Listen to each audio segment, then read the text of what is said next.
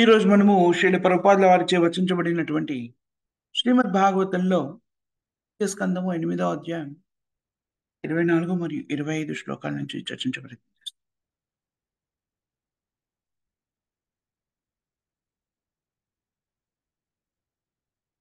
ఈ రెండు శ్లోకాల్లో కూడాను బ్రహ్మదేవుడు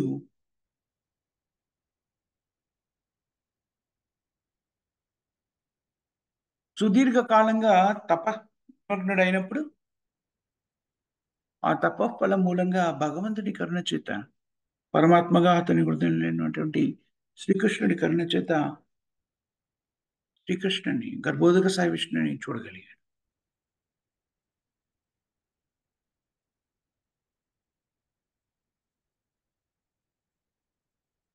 కమలాన్ని పోలినటువంటి బ్రహ్మాండమైన శ్వేత పర్వతమును, శ్వేత పర్యంకము అని చెప్పబడింది శేషనాగుని యొక్క దేహం.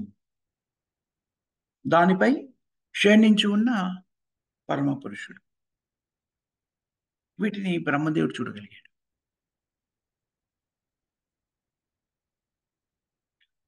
ముందుగా ఏమిటి, మనం నిన్నటి శ్లోకంలో చెప్పుకున్నాం కదా, శేషనాగుపై ఉన్నటువంటి శేషనాగుని పడగలపై ఉన్న రత్నముల కాంతిచే సర్వత్రా ప్రకాశమానముగా ఉండేది. అక్కడ ఉన్న అంధకారాన్ని అంతా కూడా అది నశింపజేసింది అని తెలుసుకున్నాం. కానీ భగవంతుడైనటువంటి ప్రబోధక సాయి విష్ణు శయనించి ఉన్నాడు కదా శేషనాగు పైన. అతని శరీరం నుంచి ఉద్భవించేటువంటి దివ్యమైన శరీర కాంతి పగడాల వల్ల శోభితమైనటువంటి పర్వత కాంతిని పరిహసించేలాగా ఉంది.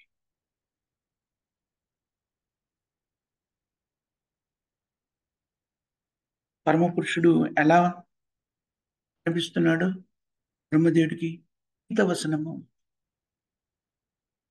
పీతవసనం, పీతాంబరాన్ని ధరించాడు. పర్వత శిఖరాగ్రము ఎలా ఉందట? ఆ పర్వత శిఖరాగ్రం బంగారుమయమై ఉన్నప్పటికీ భగవంతుని రత్న ఖచ్చితము కిరీటము దాన్ని ఎగతాళి చేసింది. అంటే మనోహరంగా శ్రీ మహావిష్ణు కనిపిస్తున్నాడు.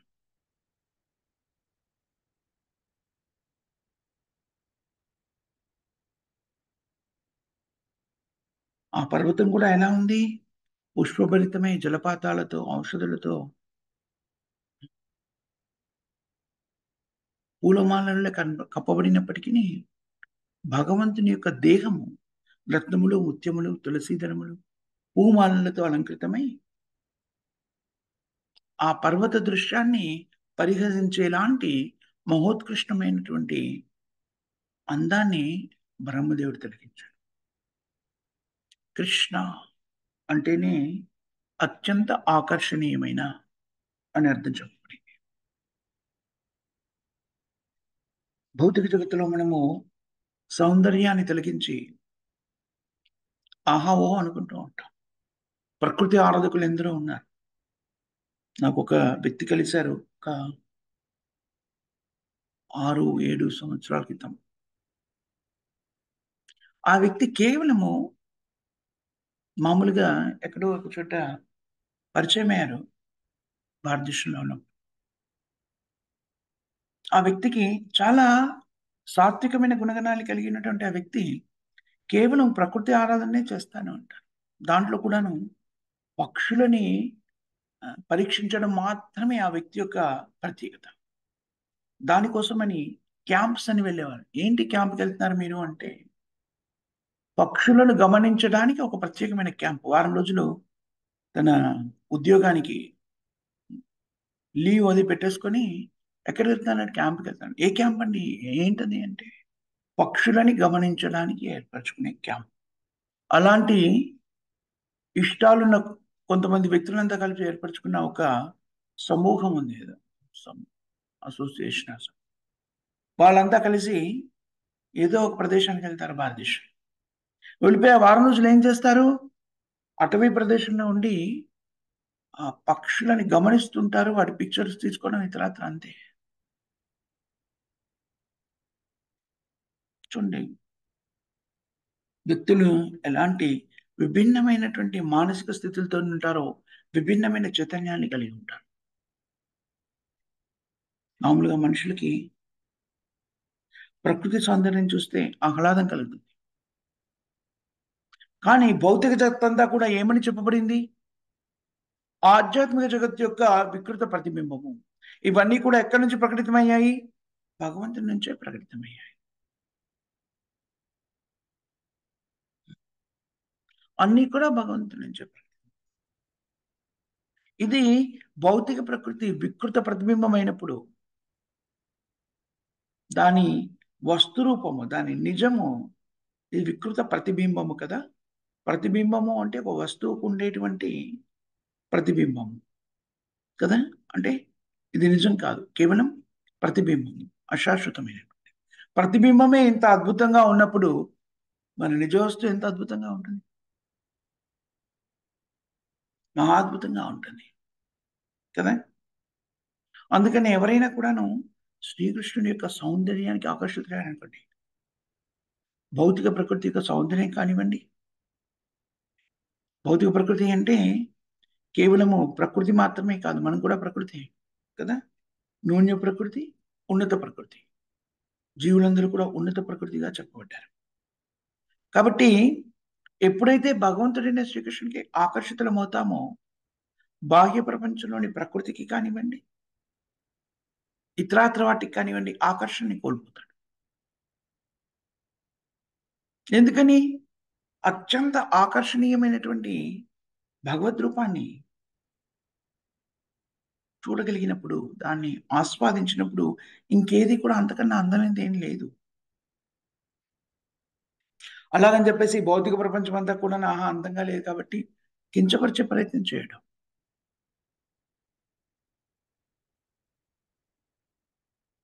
ఉత్తమమైన దాన్ని మనం పొందినప్పుడు, దానికన్నా తక్కువ స్థాయిలో ఉన్నదాన్ని ప్రత్యేకమైన ప్రయత్నం లేకుండానే త్యజించడము అనేటువంటిది సహజ ధర్మం కదా! ఉత్తమ రుచికరమైన ఆహారాన్ని మనం అందించామనుకోండి, నూన్యమైన నూన్య స్థాయిలో ఉన్నటువంటి ఆహారాన్ని ఎవరు స్వీకరించారు కదా! అదే విధంగా శ్రీకృష్ణుని యొక్క అందానికి ఆకర్షితులైనటువంటివి. హ్మ్. మళ్ళీ ఇంకే రకమైనటువంటి భౌతికమైన స్థితులకి ఆకర్షితులు కారు. మనకి దీనికి సంబంధించి శ్రీ వైష్ణవ సాంప్రదాయంలో ఒక ఆచార్యునికి సంబంధించిన వివరణ ఇవ్వబడుతుంది. రంగనాథ స్వామి యొక్క విశిష్టమైనటువంటి కనులకి ఆకర్షితుడైన వ్యక్తి గురించి.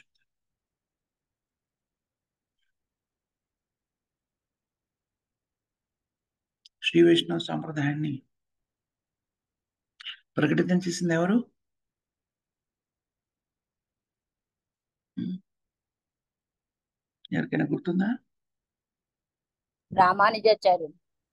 రామానుజాచార్యులు. హరి ఓం. హరే కృష్ణ. రామానుజాచార్యులు దీన్ని ప్రకటితం చేసినప్పుడు ఒక వ్యక్తిని ఆయన చూస్తారు. ఎవరికి ఆకర్షితులవుతారు ఆ వ్యక్తి? ఆ కథ ఎవరికైనా తెలిసినా ఆ లీల? ఆ వ్యక్తి పేరు గుర్తు రావట్లేదు నాకు. ఆ వ్యక్తి ఒక వేశ్యాలులుడై ఉంటాడు. ఆ వేశ్య యొక్క ఎంతగా లోలుడైపోయి ఉంటాడు అంటే, ఆ వేశ్య హ్మ్. రంగనాథ స్వామిని దర్శించుకోవడానికి వెళ్తున్నప్పుడు, ఆమె సేవలో నియుక్తుడై ఆమె గొడుగు పట్టుకొని అలా నడుస్తూ ఉంటాడు. ఎలాగ నడుస్తుంటాడు? వెనక గొడుగు పట్టుకొని మామూలుగా కాదు. ఎదురుగా నిలబడి ఒక్కొక్క అడుగు వెనక్కి వేస్తూ, ఆమె కనులలోకి అలా కళ్ళు పెట్టి చూస్తూ గొడుగు పట్టుకొని అలా నడుస్తూ ఉన్నప్పుడు వెనక్కి నడుస్తున్నాడు కదా! రామానుజాచార్యుని తగులుతాడు. తగిలి క్షమాపణ చెప్తారు. ఎందుకని ఆయన అంటాడు, రామానుజాచార్యులు అడుగుతారు, "ఎందుకలా నడుస్తున్నావు?" అంటే, హ్మ్. నేను ఈ స్త్రీ యొక్క కనులు చూడండి ఎంత అద్భుతంగా ఉన్నాయో అసలు దాన్ని చూసి ఇంక నేను మరేది చూడలేకపోతున్నాను. దానికి ఆకర్షితుడయ్యాను కాబట్టి నేను అలా చూస్తున్నాను అని చెప్తాను. ఓహో, రమణాచార్యులు అంటాడు, అంతకన్నా అద్భుతమైనటువంటి కనులను నేను చూపిస్తే ఏం చేస్తావు? అంతకన్నా అద్భుతమైన కనులు ఎక్కడ ఉంటాయని. నేను జగత్తంతా చూశాను, ప్రపంచం అంతా తిరిగాను. అంతకన్నా అద్భుతమైనటువంటి కనులే కాదు, అంతకన్నా అద్భుతమైనది ఏది నేను చూడలేదు. ఆ కనులు అంటారా ఇంకా దానికన్నా అద్భుతమైన ఇంకోటి? రామణాచార్యుడు మళ్ళీ మళ్ళీ అడుగుతాడు, కాదు అలా చూపిస్తే నువ్వేం చేస్తావు? అసలు ఉండవండి, మీరు చూపించే అవకాశమే లేదు. రామణాచార్యుడు మళ్ళీ అంటాడు, ఒకవేళ చూపిస్తే ఏం చేస్తావు? ఆ కనులకు దాసోహం అంటాను. మహాద్భుతమైనటువంటి రంగనాథ స్వామి కనులని దర్శింపజేస్తాడు. ఆ వ్యక్తి మహోత్కృష్టమైనటువంటి గేయకారుడిగా మారుతాడని మనం నేర్చుకో. ఒక్కసారిగా ఆ కళ్ళని చూడగానే ఆ వ్యక్తి పరిపూర్ణంగా ఆకర్షితుడై భౌతిక బంధనాన్ని కూడా తొలగించుకోగలుగుతాడు. భగవంతుని యొక్క రూపము అష్టైశ్వర్యాలలో ఒకటేమిటి?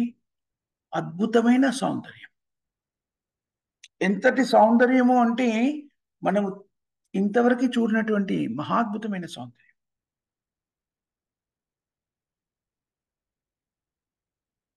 ఎవరైనా సరే శ్రీకృష్ణుని యొక్క భక్తిత్వలో నిక్తమయ్యారనుకోండి, భగవత్ సౌందర్యానికి సంబంధించిన అవగాహన పెంచుకుని చూడగలిగారనుకోండి,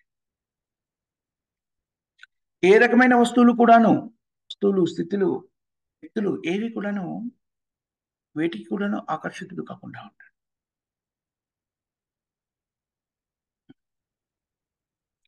విశిష్టమైన విధానం, విశిష్టమైనటువంటి ఈ విషయాన్ని మనకి భగవద్గీతలో కూడా చెప్పబడినట్టుగా ఇక్కడ ప్రభుపాద గారు ఉటంకిస్తున్నారు. భగవద్గీతలో 2వ అధ్యాయంలో 59వ శ్లోకంలో విషయం ధృవీకరించబడినట్టుగా మీకు బోధపడుతుంది.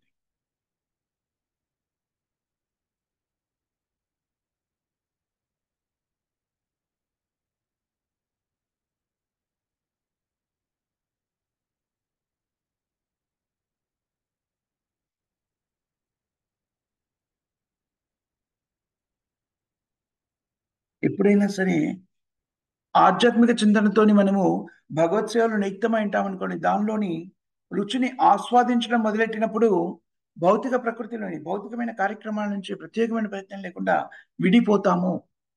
ప్రత్యేకంగా వదిలిపెట్టాల్సిన అవసరం లేదు. అందుకని కృష్ణయుతాన్ని స్వీకరించడానికి దాన్ని ప్రబోధించినప్పుడు కూడా మనకి ఏం చెప్పబడుతుంది?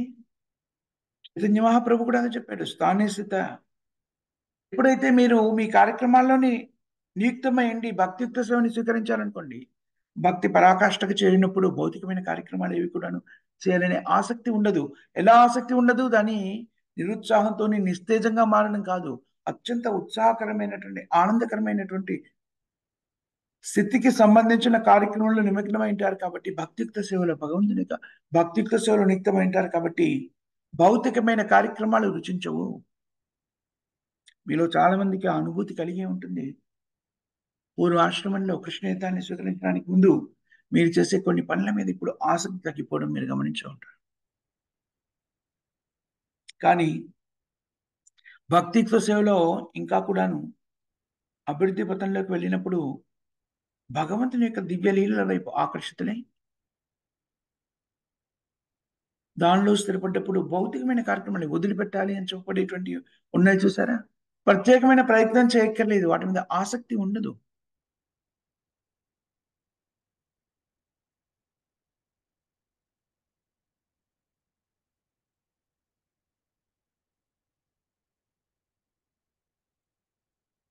విషయా వినివర్ధంతే నిరాహారస్య దేహిన రసవర్జం రసోప్యస్య పరం దృష్ట్వా నివర్ధతే.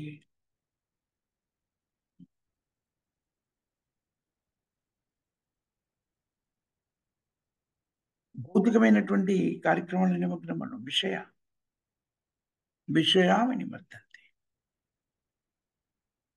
విషయ అంటే ఏంటి? ఆహార నిద్ర భయమైదున కార్యక్రమాలు. విషయ విషయి అంటే ఈ కార్యక్రమాల్లో నిమగ్నమయ్యాడు. ఆహార నిద్ర భయం 5. ఇది భౌతిక జీవన విధానం. భౌతిక జీవన విధానం అంటే ఈ 4 మాత్రమే కదా! అన్ని రకాల జీవాత్మలు చేసేటువంటి ప్రక్రియ ఆహార నిద్ర భయం 5. ఇంద్రియ తృప్తి. కానీ ఆధ్యాత్మిక స్థితికి చేరుకోవాలంటే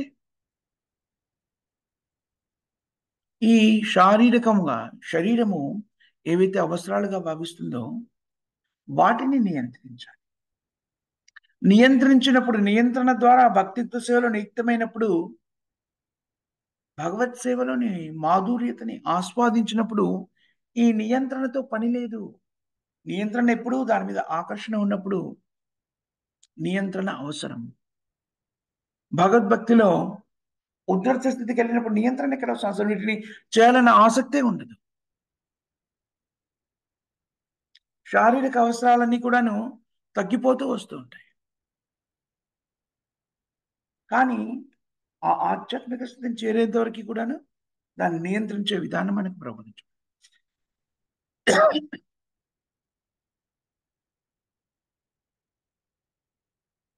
ఆధ్యాత్మిక జీవనం యొక్క ప్రత్యేకమైన స్థితి అదే.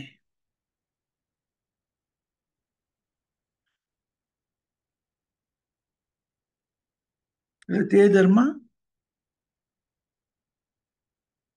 యజనం.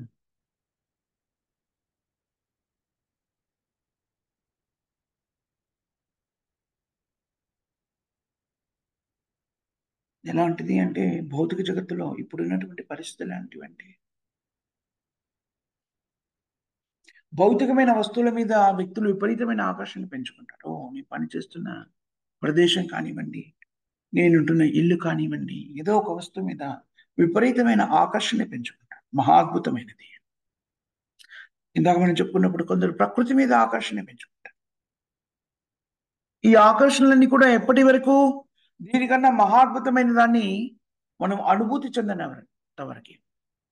ఆధ్యాత్మిక స్థితిని చేరుకొని భగవంతుని యొక్క విశిష్టతని అవగతం చేసుకొని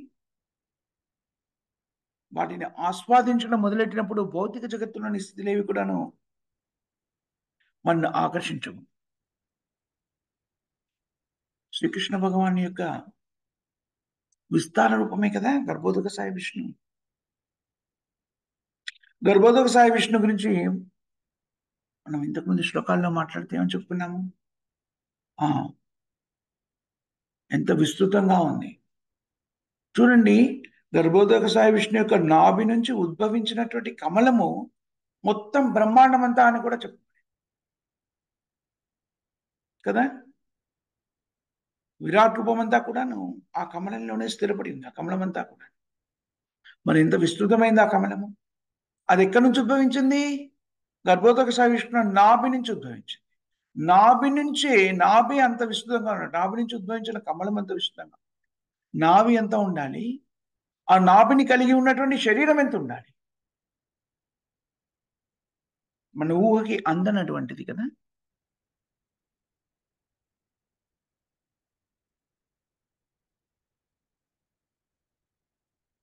భగవంతుని యొక్క పొడవు వెడల్పుల్ని కొలవడానికి ఉన్నటువంటి పరికరాలు ఏమీ లేవు, పనిముట్లు ఏమీ లేవు.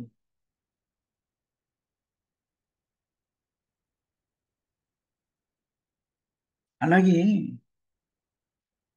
ఎంత తేజోవంతంగా ఉంటుంది అంటే జగత్తు మొత్తాన్ని ప్రకాశవంతంగా మారుస్తుంది భగవంతుని నుంచి ఉద్భవించేటువంటి తేజస్సు. అంతటి తేజోమయం. సూర్యుడిలోని తేజస్సు మనం చెప్పుకున్నాం. బ్రహ్మజ్యోతి యొక్క కాంతి నుంచి ఉద్భవించే బ్రహ్మజ్యోతి ఎక్కడి నుంచి వచ్చింది? భగవంతుని శరీరం నుంచి ఉద్భవించినటువంటి కాంతి.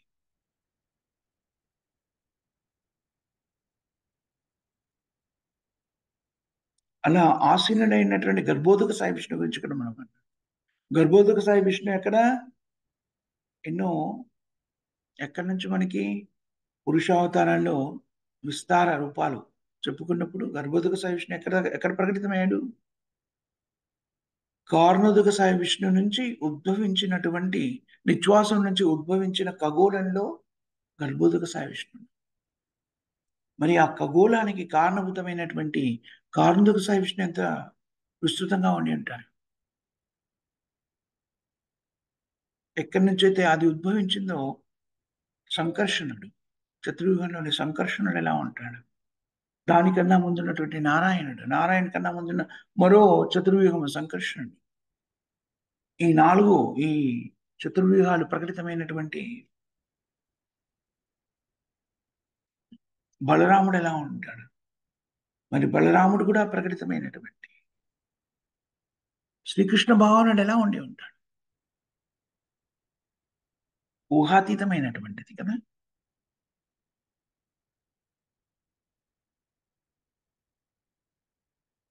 భగవంతుని యొక్క స్థితిగతులన్నీ కూడాను అంతటి విస్తృతమైనటువంటివి అంటే ఇతరులెవరు కూడా ఏ రకమైనటువంటి విధానాల ద్వారా కూడా భగవంతుని యొక్క స్థితిగతులను మనం అంచనా వేయడం కానీ, కొలవడం కానీ జరగదు.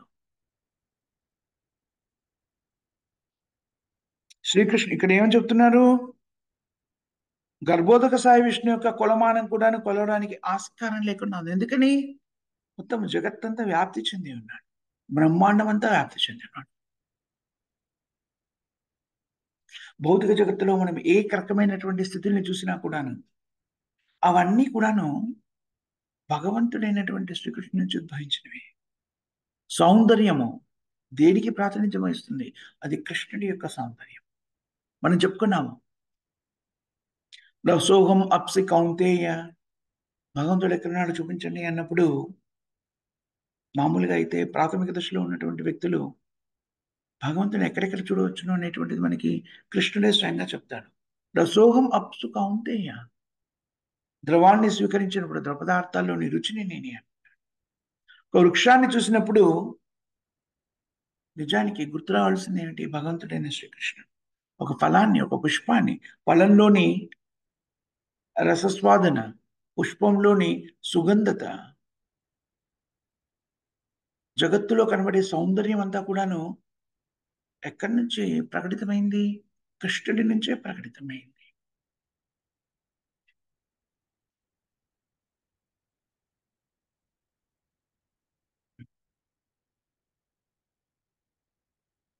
భగవంతుడైన శ్రీకృష్ణ యొక్క ఈ విశుద్ధమైన స్థితిని అవగతం చేసుకోవడము అంటే ఎప్పుడు అవగతమవుతుంది? భక్తి ప్రసవలు నిత్యమైనప్పుడు మాత్రమే అవగతమవుతుంది. కృష్ణుడు మినహా ఇంకేమీ లేదు. మనము నిన్నటి రోజు కదా చర్చించుకున్నాం కదా, ఏమని డిబేట్ చర్చాంశంలో కూడా దాని గురించి చర్చించుకున్నాం. ముఖ్యమైన ఒక అంశం గురించి చర్చించుకున్నాం. ఏమిటది? జీవన విధానం ఎలా ఉండాలని చెప్పుకున్నాం. మనుష్య రూపాన్ని దాల్చిన జీవాత్మ యొక్క జీవన విధానం ఎలా ఉండాలి? పరిపూర్ణంగా కృష్ణ చైతన్యవంతమైంది. ఏ స్థాయిలో ఉండాలి? మనం చేసే ప్రతి ప్రక్రియ కూడా కృష్ణుడికి, శ్రీకృష్ణుడి సంతుష్టి కోసమే చేసే కార్యక్రమం. ఎందుకు అలా ఉండాలి? నిజానికి అన్ని కూడా శ్రీకృష్ణుడి.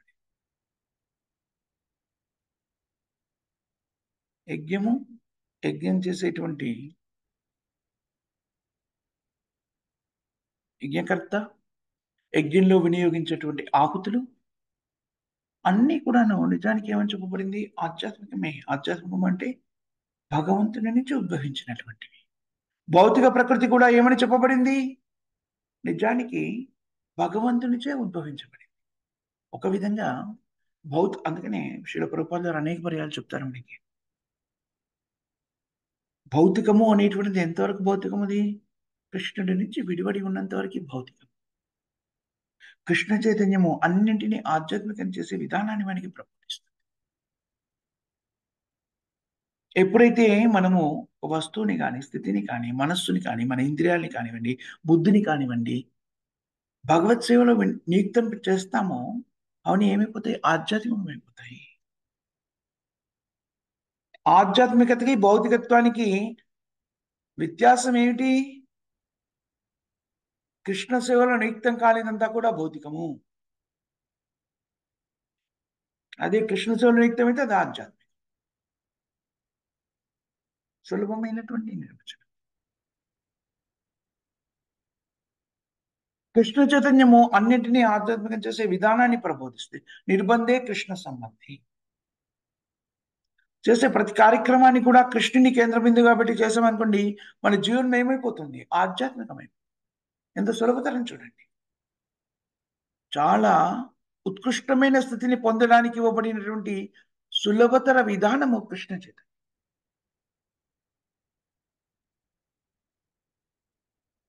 మానవ జీవిత లక్ష్యం ఏమని చెప్పబడింది శాస్త్రంలో? జన్మ మృత్యు జరావాది చక్రబంధం నుంచి బయటపడటమే మానవ జీవితం యొక్క లక్ష్యము. జీవాత్మ అనేక రకమైనటువంటి యోనుల్లో ప్రవేశించి అనేక రకమైనటువంటి జన్మ మృత్యు జరావాది చక్రాల నుంచి బయటపడుతూ అనేక పర్యాలు మళ్ళీ మళ్ళీ పునరపి జననం పునరపి మరణం, భూత ప్రళయతే, మళ్ళీ మళ్ళీ ప్రకటితమవుతున్న భౌతిక జగత్తులోకి మళ్ళీ అది కూడాను అనేక పర్యాలు 84 లక్షల యోనుల్లో అలా పయనిస్తుంది. 80 లక్షల యోనుల్లో పయనించిన తర్వాత జీవాత్మకి మనుష్య రూపాన్ని పొందేటువంటి, మనుష్య శరీరాన్ని పొందే అవకాశం లభిస్తుంది. ఈ మనుష్య శరీరాన్ని పొందినప్పుడు మాత్రమే ఈ జన్మ మృత్యు జరావాది చక్రబంధం నుంచి బయటపడడానికి కావాల్సిన అవకాశం లభిస్తుంది. జాగ్రత్తగా వినండి. మన జీవన విధానం ఇలాగా పరిభ్రమిస్తుంది కదా. ఒక శరీరం నుంచి మరో శరీరం, మరో శరీరం నుంచి మరో శరీరం. పద్మపురాణంలో ఈ శరీరాల యొక్క అవతరణ ఎలా జరుగుతుంది, ఒక శరీరం తర్వాత మరో శరీరం ఎలా పొందుతాం మనం అనేది విశదీకరించం. అలా ఒక శరీరం నుంచి మరో శరీరానికి పయనిస్తున్నటువంటి జీవాత్మకి ప్రతి శరీరంలో కూడాను ఏం చేస్తుంది? జీవాత్మ ఆనందం గురించి అన్వేషిస్తుంది. ఆహార నిద్ర భయమైదుల కార్యక్రమాల ద్వారా ఆనందకర స్థితిని పొందే ప్రయత్నం చేస్తుంది. ఆనందము జీవాత్మకు ఎలా తెలుసు? నిజానికి జీవాత్మ శాశ్వతమైనటువంటిది మరియు ఆధ్యాత్మికమైనటువంటిది కాబట్టి దానికి ఆనందాన్ని రుచి చూసి ఉంది. ఎందుకని? శ్రీకృష్ణుడు ఆనందమయ అభ్యాస, కృష్ణుని యొక్క అంశగా మనం కూడాను ఆనందమయ అభ్యాస. కానీ భౌతిక ప్రకృతి యొక్క ప్రభావానికి లోని భౌతిక జగత్తులో ప్రవేశించినప్పుడు మనకి ఆనందాన్ని పొందాలనేటువంటి అంతర్గతంగా ఉన్నటువంటి లక్షణం ఉంటుంది, కానీ పొందే విధానం తెలీదు. భౌతికత్వంతో ఆనందాన్ని పొందే ప్రయత్నం చేస్తూ ఉంటాము, కానీ ఇది ఎప్పటికి కూడా సంతృప్తిని.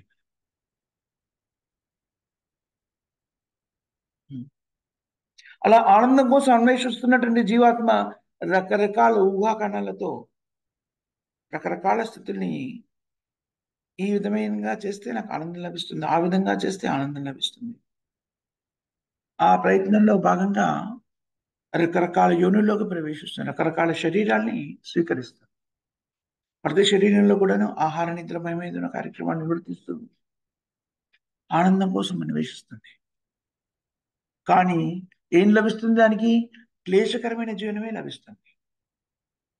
త్రివిధ క్లేశాలు, జన్మ మృత్యు జర వ్యాధి. ఈ జీవన సంఘర్షణలో అనేక రకమైన క్లేశాలను అనుభవిస్తుంది. మరి ఈ స్థితి నుంచి బయటపడి పరిపూర్ణమైన ఆనందాన్ని పొందగలిగేటువంటి స్థితి జీవాత్మకి ఎప్పుడు ఇవ్వబడుతుంది? మనుష్య శరీరాన్ని పొందినప్పుడు మాత్రమే జీవాత్మ ఈ జన్మ మృత్యు జరావ్యాధి చక్రబంధం నుంచి బయటపడడానికి కావాల్సిన అవకాశం ఏర్పరచబడుతుంది. చాలా మంది చెప్తుంటారు భౌతిక జీవన విధానంలో కూరుకుపోయిన వ్యక్తులు కూడాను మనుష్య జన్మ చాలా ఉత్కృష్టమైంది.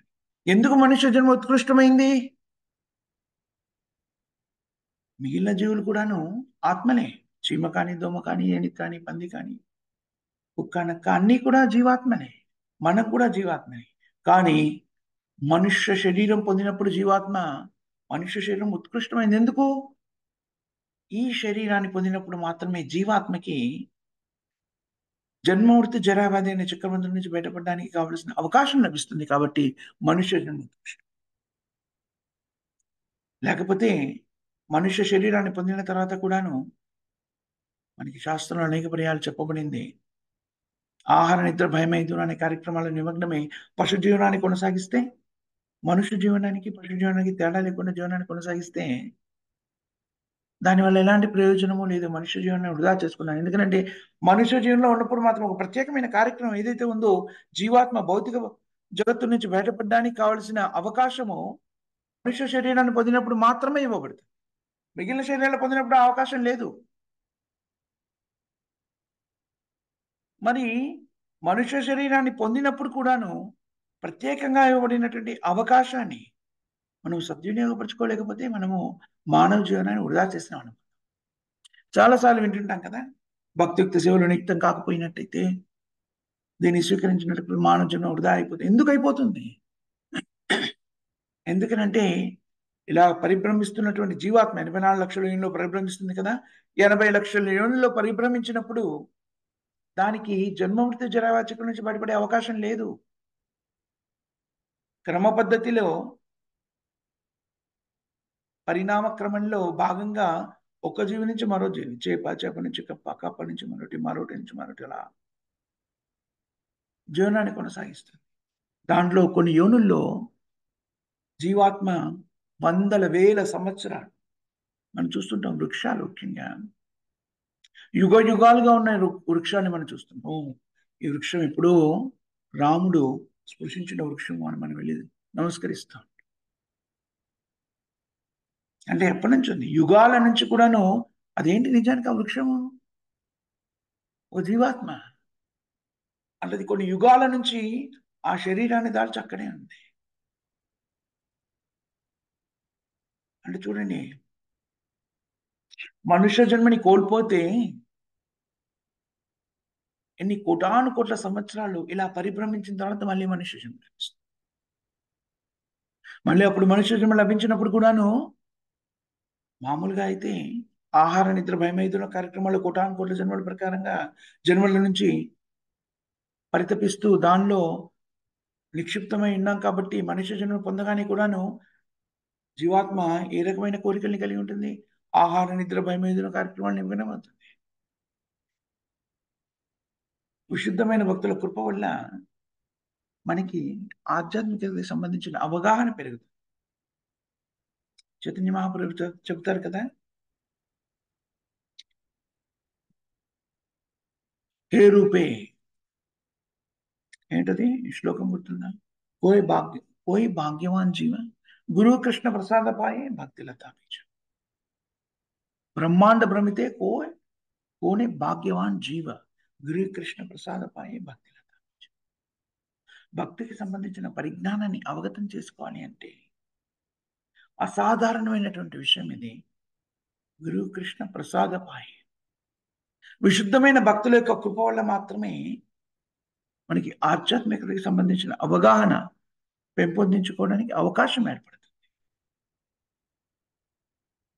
అందుకని మానవ శరీరం పొందినప్పుడు దాన్ని సద్వినియోగపరుచుకునే విధానం ఏమిటి?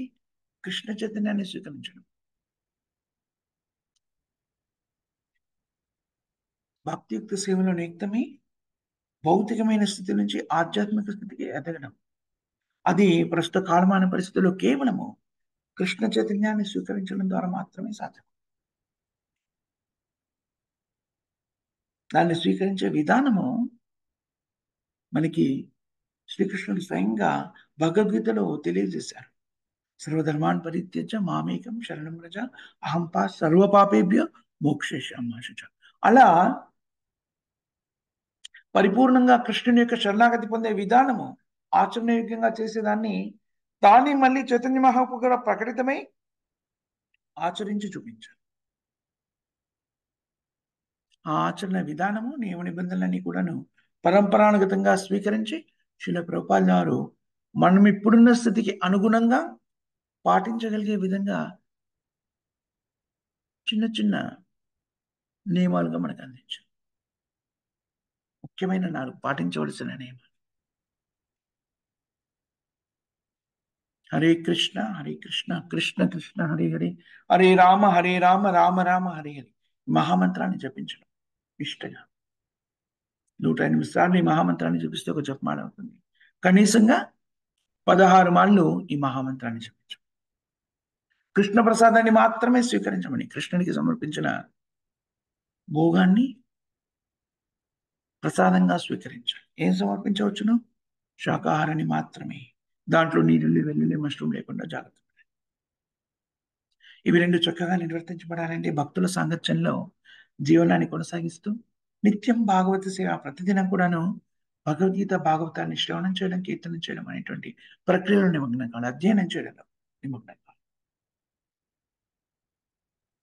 ఇది కేవలం తెలుసుకుంటే సరిపోదు, దీన్ని ఆచరించాలి. మనం చూస్తుంటాం, మనం దైనందిన జీవితంలో ఎప్పుడున్నటువంటి పరిస్థితుల్లో మనం చూస్తుంటాం. చాలా మంది వ్యక్తులు భగవద్గీత భాగవతాన్ని వినడానికి వచ్చేసి దాన్ని శ్రద్ధతో ఆచరించకపోతే వదిలివేయడం మన కళ్ళ ముందే మనం చూస్తున్నాం. మాయ యొక్క ప్రభావం ఎంత శక్తివంతంగా ఉంటుంది అంటే అన్నీ మనకు తెలుసు, ఇంకా తెలుసుకోవాల్సింది ఏం లేదన్న భావన కలగచ్చు. 4 నియమాలు పాటించాలి కదా, ఇంకా ఏం అక్కర్లేదులే, ఇంకా రోజు వినాల్సిన అవసరం లేదు. అలా చేస్తే ఏం జరుగుతుంది? అతి శీఘ్రంగా మనం వాటిని పాటించలేని స్థితికి వెళ్ళిపోతాం. 4 నియమాలు పాటించడము అంటే నిత్యం భాగవత సేవ ఉంది కదా. శ్రవణ కార్యక్రమంలో నిమగ్నం అవ్వడం చాలా ముఖ్యమైనటువంటి విషయం. ఈ నియమాలను నిష్ఠగా మన జీవితంలోకి అన్వయించుకొని జీవనాన్ని కొనసాగించినట్టయితే ఖచ్చితంగా భౌతికత్వం నుంచి బయటపడతాం. ఈ జీవనమే చిట్ట చివరి జీవనం.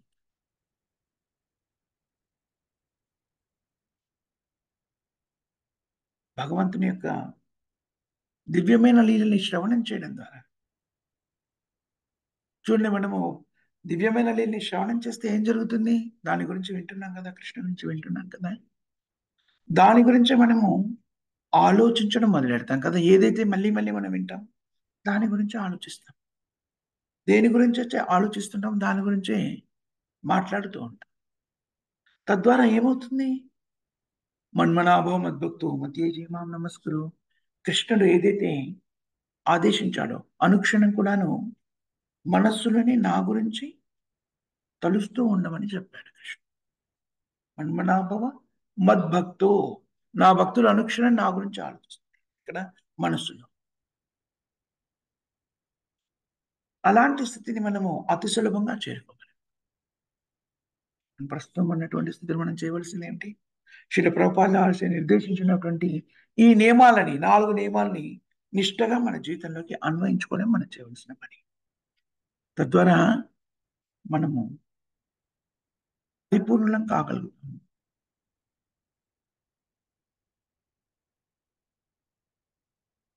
భగవంతుని యొక్క దివ్యమైనటువంటి రూపలావణ్యాల్ని అభివర్ణిస్తూ చెప్పబడిన ఈ శ్లోకంలో మనము సంగ్రహించవలసినటువంటి సారాంశం ఇది.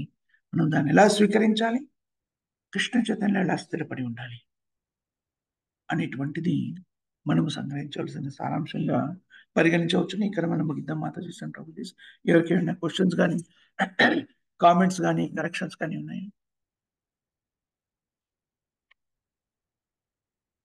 ఎవరికేమీ క్వశ్చన్స్ కామెంట్స్ లేకపోతే ఈరోజు కార్యక్రమాన్ని మనం ఒకసారి పునరావృతం చేసుకునే ప్రయత్నం చేద్దాం.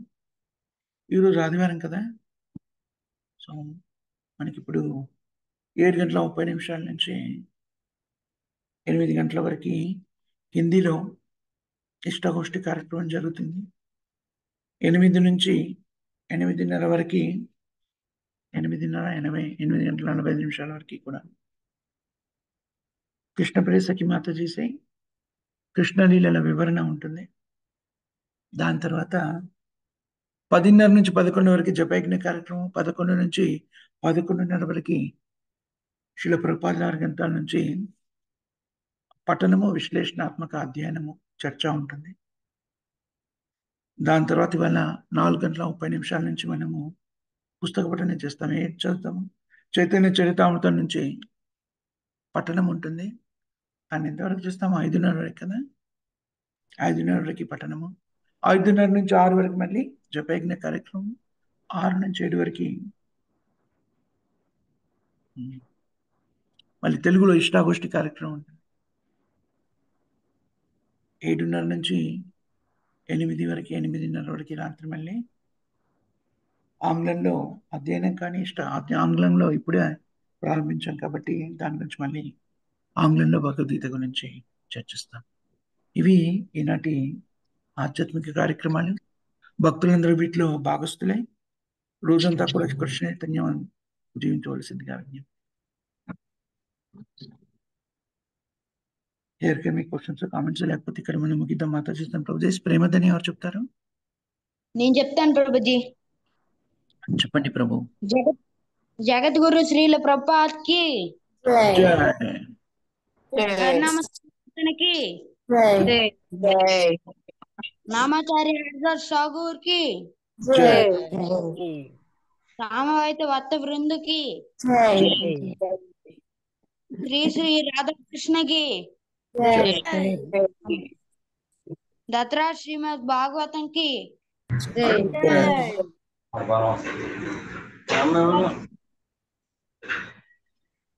రావజీ రమణ ప్రభుజీకి హరే కృష్ణ ప్రభుజీ ధన్యవాద ప్రణామం. హరే కృష్ణ. శివరాం ప్రభు की जय. जय प्रहलाद प्रभु की जय.